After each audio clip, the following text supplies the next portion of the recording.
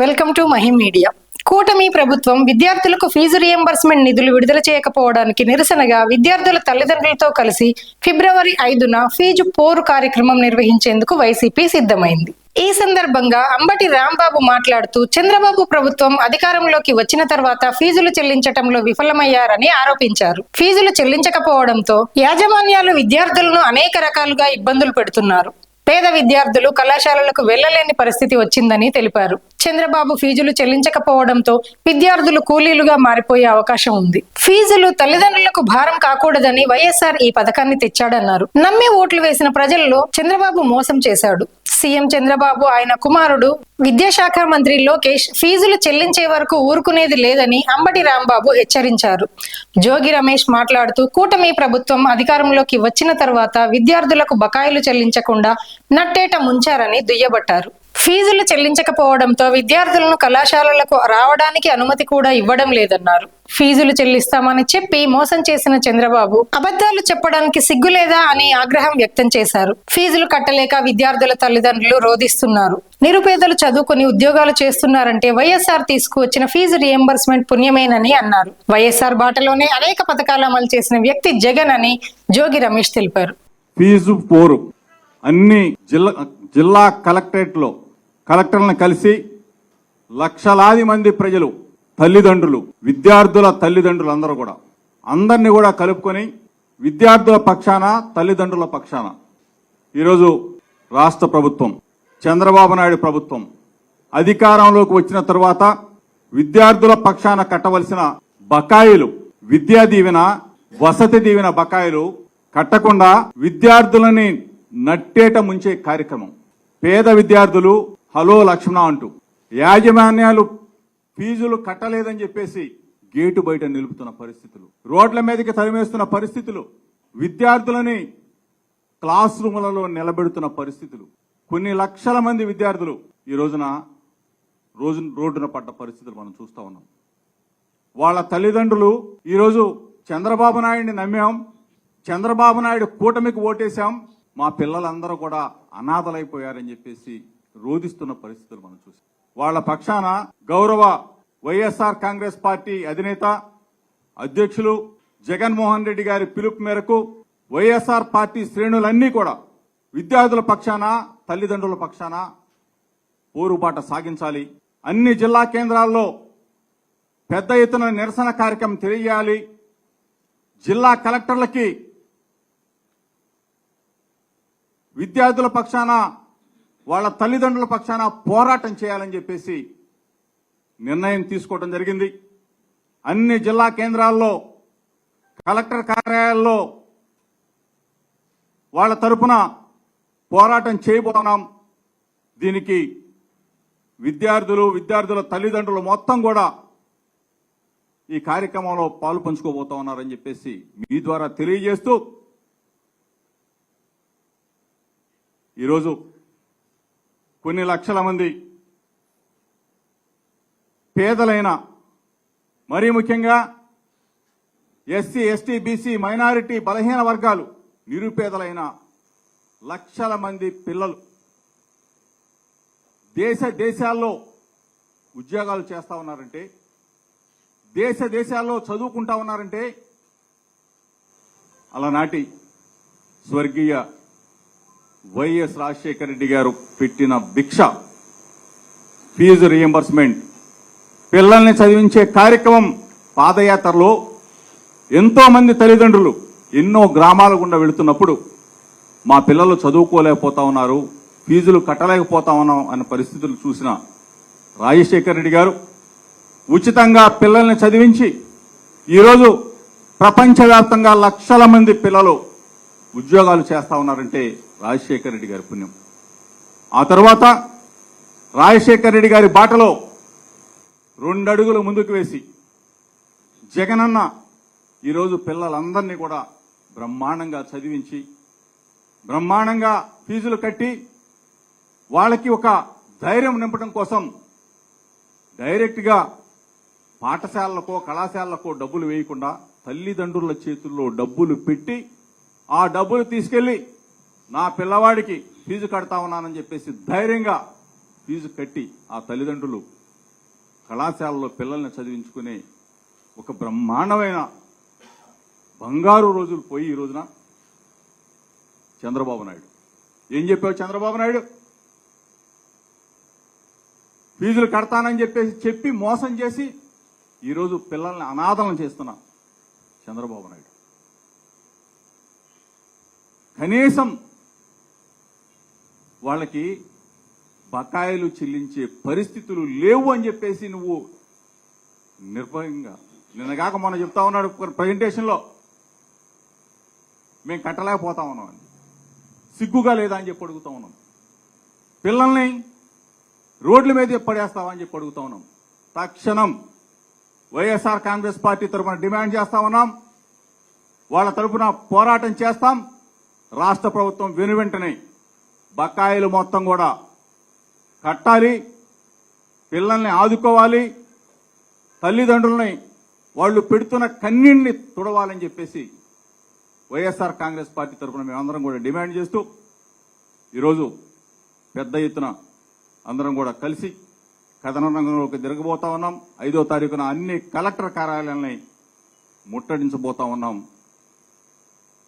విద్యార్థుల పక్షాన పోరాటం చేయబోతా ఉన్నాం అని చెప్పేసి తెలుపుకుంటూ మిత్రులు సోదరులు వెల్లంపల్లి శ్రీనివాస్ గారు మాట్లాడతారు. అందరికీ నమస్కారం. ఏదైతే విద్యార్థుల యొక్క భవిష్యత్తు కోసం, వారి యొక్క చదువులు పూర్తి చేయడం కోసం అని చెప్పని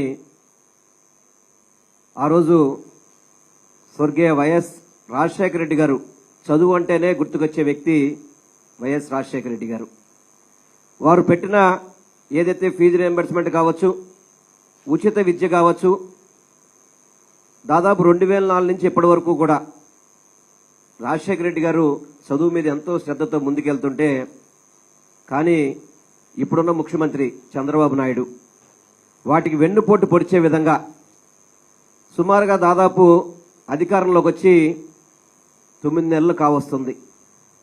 ఏదైతే ఫీజు రియంబర్స్మెంట్ విద్యార్థులకి చెల్లించాల్సిన ఫీజుని ఇప్పటి వరకు కూడా చెల్లించకుండా పెద్ద చదువులు చదువుకునే వాళ్ళకి కానివ్వండి, ఉన్నత చదువులు చదువుకునే వారికి కానివ్వండి, వారందరికీ కూడా ఇబ్బంది పడే విధంగా, వాళ్ళ యొక్క భవిష్యత్తు రోడ్డు మీద పడిపోయే విధంగా ఈరోజు ఈ కూటమి ప్రభుత్వం పనిచేయడం అనేది చాలా బాధాకరం. ఎందుకంటే ప్రభుత్వాలు మారినప్పటికీ కూడా వైఎస్ రాజశేఖర రెడ్డి గారు, మళ్ళీ తర్వాత జగన్మోహన్ రెడ్డి గారు వచ్చాక అమ్మ ఒడి అని చెప్పని కేజీ నుంచి పీజీ వరకు ఉచిత విద్య చేయించాలని చెప్పని ఆ రోజు వైఎస్ జగన్మోహన్ రెడ్డి గారు కూడా పాదయాత్రలో చెప్పడం జరిగింది. ఆ ధర్మలోనే గత 5 సంవత్సరాల్లో మీరు చూసుకుంటే గనక చదువులో ఎన్నో రకాల మార్పులు తీసుకొచ్చి ప్రతి ఒక్కరికి కూడా ఇంగ్లీష్ మీడియం చదివించాలి, ఉన్నత చదువులు చదవాలి, మన పిల్లలందరూ కూడా ప్రతి చోట కూడా మంచి పేరు తెచ్చుకునే విధంగా ఉండాలని చెప్పని మన మాజీ ముఖ్యమంత్రి గారు జగన్మోహన్ రెడ్డి గారు ఎంతో దృఢ సంకల్పంతో ప్రభుత్వ పాఠశాలల్ని నాడు నేడు అని చెప్పని వాటిని ప్రైవేట్ స్కూల్స్కి ధీటుగా బాగు చేయడం కానివ్వండి, అదేవిధంగా జగనన్న గోరుముద్ద మేనిఫెస్టోలో ఉన్నప్పటికీ లేనప్పటికీ కూడా వారికి చిన్నపిల్లలకి పౌష్టిక ఆహారం అందిస్తేనే వాళ్ళు చదువుకోగలుగుతారని చెప్పి ఒక నమ్మకంతో, అంటే ఆ చిన్న మార్పును కూడా స్కూల్ బ్యాగులు కావచ్చు, ఒకసారి స్కూల్ విద్యార్థులు చూసుకుంటే కనుక గతంలో ఏ విధంగా వాళ్ళ యొక్క స్కూల్ డ్రెస్సులు కావచ్చు, స్కూలు బ్యాగ్స్ కావచ్చు, పుస్తకాలు కావచ్చు, ఏ విధంగా మార్పు తీసుకొచ్చారో మనందరికీ కూడా తెలిసిన విషయమే. డిప్యూటీ సీఎంగా ఉన్న పవన్ కళ్యాణ్ ఆశ్చర్యమైన పరిస్థితి చూసి ఆయన డిప్యూటీ సీఎం హోదాలో ఒక స్కూల్కి వెళ్ళి ఇది ప్రభుత్వ పాఠశాల ప్రైవేట్ పాఠశాల అని చెప్పని అడిగే పరిస్థితి వచ్చిందంటే అది జగన్మోహన్ రెడ్డి గారి యొక్క పరిపాలన విధానంలో మార్పు అని చెప్పని మీ అందరికీ కూడా తెలియపరుచుకుంటున్నాను. అటువంటి విద్యార్థుల్ని ఈరోజు రోడ్డును పడేసే విధంగా ఈ కూటమి ప్రభుత్వం పనిచేస్తుంది. వాళ్ళు ఫీజు బకాయిలు చెల్లించకుండా వాళ్ళ చదువులు మధ్యలోనే ఆగిపోయే విధంగా ఈరోజు ఈ కూటమి ప్రభుత్వ పరిపాలన జరుగుతుంది. దాన్ని ఆపాలి, పిల్లల ఫీజులు చెల్లించాలని చెప్పని డిమాండ్ చేస్తూ ఏదైతే విద్యార్థులు కావచ్చు, విద్యార్థుల తల్లిదండ్రుల యొక్క విజ్ఞప్తి మేరకు వైఎస్ఆర్సీపీ పార్టీ రేపు 5వ తారీఖు నాడు అన్ని జిల్లాల కలెక్టరేట్లలో వినతి పత్రం ఇచ్చి వాళ్ళ భవిష్యత్తు కాపాడండి, వాళ్ళ బకాయిలు చెల్లించండి. సుమారు 3,900 కోట్ల బకాయిలు ఇప్పటి వరకు పెండింగ్ ఉన్నాయి రాష్ట్రంలో. వాటిని చెల్లించి పిల్లల యొక్క భవిష్యత్తును కాపాడండి అని చెప్పని మేము డిమాండ్ చేస్తున్నాం. అది మీరు చేయని పక్షంలో కలెక్టరేట్లతో ఏదైతే మేము వినతి పత్రం ఇస్తామో దానితో ఈ ఉద్యమం ఆగదు. వాళ్ళ భవిష్యత్తు బాగుపడే వరకు కూడా వైఎస్ఆర్సీపీ పార్టీ వాళ్ళతో తోడుగా ఉంటుంది. ఏ కార్యక్రమానికైనా కానీ, ఏ కార్యాచరణ చేయడానికైనా కానీ సిద్ధంగా ఉన్నామని చెప్పని మీ అందరికీ తెలియపరచుకుంటూ, రేపు ఫిబ్రవరి 5వ తారీఖు నాడు జరిగే కార్యక్రమాన్ని ప్రతి ఒక్కళ్ళు కూడా విద్యార్థులు, తల్లిదండ్రులతో పాటు వైఎస్ఆర్సీపీ పార్టీ శ్రేణులందరూ కూడా కలిసి ఈ యొక్క కార్యక్రమాన్ని విజయవంతం చేసి ఈ కూటమి ప్రభుత్వం యొక్క మెడలు ఉంచే విధంగా ఈ కార్యక్రమం ఉండాలని చెప్పని అందరికీ తెలియపరచుకుంటూ, ముఖ్యంగా మన జగన్మోహన్ రెడ్డి గారు ఎంతో నిబద్ధతతో ఈ కార్యక్రమాన్ని చేపట్టారు కాబట్టి ప్రతి ఒక్కరు విజయవంతం చేయాలని చెప్పని మనస్ఫూర్తిగా కోరుకుంటూ సెలవు తీసుకుంటున్నా. 5వ తారీఖున అంటే వచ్చే నెల 5వ తారీఖున రాష్ట్ర వ్యాపితంగా ప్రతి జిల్లా హెడ్ క్వార్టర్లోనూ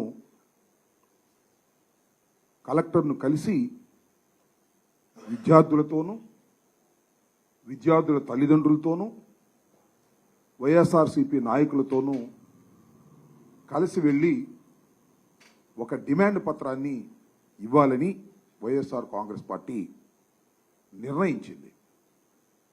దీన్నే మేము ఫీజు పోరుగా అభివర్ణిస్తున్నాం. ఎందుకు ఫీజు పోరు అంటే, చంద్రబాబు నాయుడు గారు అధికారంలోకి వచ్చిన తర్వాత ఫీజు రీఎంబర్స్మెంట్ చెల్లించటంలో విఫలమయ్యారు. సుమారుగా 2,800 కోట్ల రూపాయలు యాజమాన్యాలకు బకాయి పడ్డారు. దానితో పాటు విద్యా దీవెన, వసతి దీవెన సుమారుగా 1,100 కోట్ల రూపాయలు, మొత్తం 3,900 కోట్ల రూపాయలు బకాయిలు పడటం వలన విద్యార్థులు చాలా ఇబ్బంది పడుతున్నారు. ఏ విధంగా అంటే, యాజమాన్యాలు ఫీజు చెల్లించకపోతే ఏం చేస్తారు? క్లాసుకు రావద్దంటారు, లేదు సర్టిఫికెట్లు ఇవ్వమంటారు. మీరు క్లాసుకు రావాల్సిన అవసరం లేదు, మాకు ప్రభుత్వం కట్టవలసినటువంటి ఫీజులు కట్టడం లేదు, మేము ఎలా నడుపుతాం కాలేజీలను, కళాశాలను, అందువల్ల మీరన్నా కట్టండి లేకపోతే మానేయండి అనేటువంటి ధోరణితో వాళ్ళ మేనేజ్మెంట్ గత్యంతరం లేని పరిస్థితుల్లో వాళ్ళు అలా యాక్ట్ చేస్తున్నారు. ఏం జరుగుతుంది? చివరికి విద్యార్థులు కళాశాలకు వెళ్ళలేని పరిస్థితి. పేద విద్యార్థులైతే ఏ కూలికో నాలికో వెళ్ళి కాలం గడపాల్సినటువంటి పరిస్థితి. చదువుకొని భావి భారత పౌరుడుగా ఎదిగి అవసరమైతే విదేశాలకు వెళ్ళి ప్రతిభను చాటవలసినటువంటి విద్యార్థి చంద్రబాబు నాయుడు గారు ఫీజు రీఎంబర్స్మెంట్ కట్టకపోవటం వలన ఒక కూలీగానో, ఒక అనాథగానో మిగిలిపోవటం ఇది సమంజసమేనా? గౌరవ ముఖ్యమంత్రి గారు ఆలోచించాలి. ఎన్నో వాగ్దానాలు చేశారు మీరు, విద్యార్థులకు అది చేస్తాం ఇది చేస్తామని చెప్పారు. ఇలాంటి సందర్భంలో మాకు గుర్తొచ్చేది డాక్టర్ వైఎస్ రాజశేఖర రెడ్డి గారు. ఫీజు రీఎంబర్స్మెంట్ని దేశంలో ఎక్కడా లేకపోయినా ఈ ఆంధ్ర రాష్ట్రంలో ప్రవేశపెట్టి ప్రతి పేద విద్యార్థి చదువుకోవాలి, ఫీజులు వారికి భారం కాకూడదు, తల్లిదండ్రులకు భారం కాకూడదు అని భావించినటువంటి తొలి ముఖ్యమంత్రి వైఎస్ రాజశేఖర రెడ్డి గారు. ఆయన మరణించారు. మళ్ళా చంద్రబాబు నాయుడు గారు వచ్చిన తర్వాత కూడా 2,800 కోట్ల రూపాయలు బకాయిలు పెట్టి దిగిపోయాడు. 2019లో జగన్మోహన్ రెడ్డి గారు బాధ్యతగా భావించి ఆ బకాయిల్ని తీర్చటమే కాకుండా ఎక్కడ బకాయిలు లేకోకుండా ఫీజు రీఎంబర్స్మెంట్ ఇచ్చినటువంటి ఘనత జగన్మోహన్ రెడ్డి గారిది. జగన్మోహన్ రెడ్డి గారి కన్నా బ్రహ్మాండంగా చేసేస్తాడు, చంద్రబాబు నాయుడు గారు అద్భుతంగా చేస్తాడు అని బాకాలు కొట్టారు. ఓ పక్కన జనసేన బాగా కొట్టింది, ఓ పక్కన బీజేపీ బాగా కొట్టింది, ఒక పక్కన ఆయన బాగా కొట్టుకున్నాడు.